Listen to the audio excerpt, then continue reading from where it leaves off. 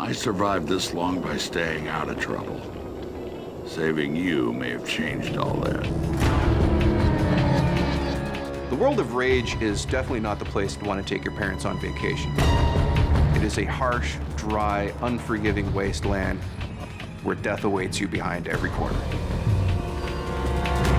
You have a world that's post-apocalyptic, where everything has been destroyed and everything is in ruin. You wouldn't want to go without a couple rocket launchers, body armor, a week's worth of food.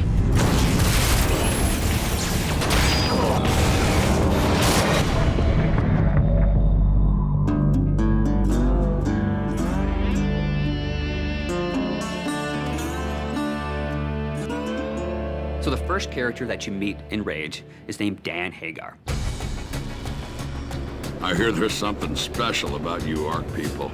He is this fatherly character that is trying to keep the settlement safe. We knew we needed a great voice talent, and the only way to find that is look for great actors. In the initial images I saw of Dan Hagar, he had glasses, the shorts, the fishing vest, and I go, that totally reminds me of Walter Sobchak from The Big Lebowski. And I go, Tim, we need to get John Goodman.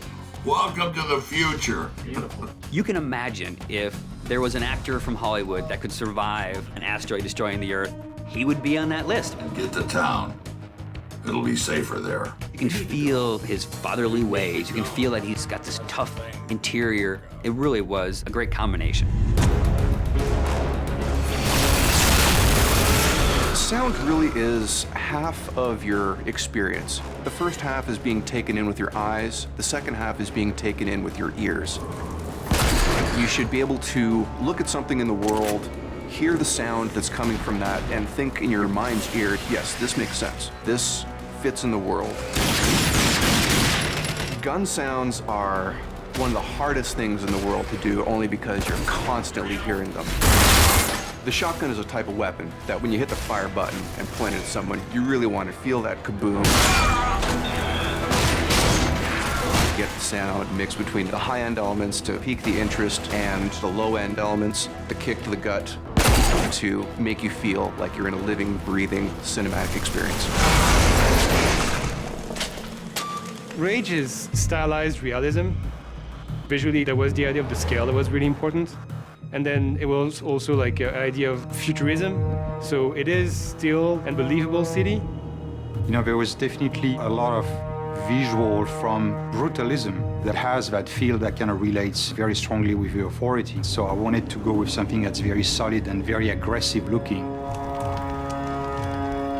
And also we're trying to basically make the parts of this universe one cohesive environment. There was a world before, and there's a new world after that. And you have to think of like the layers between the two eras, basically.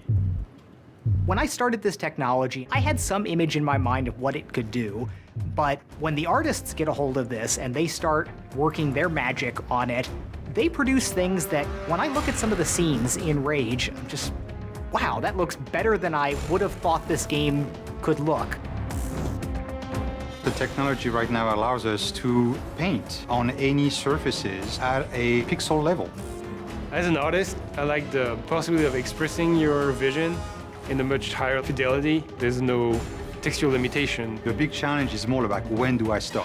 When is it good enough that it achieves the goal? So you have to kind of find that good balance. I want the player to feel like he lived through an experience that is bigger than just the game itself.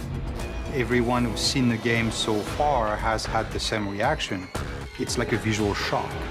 There's some really breathtaking imagery there, and it is better than I would have imagined it would be.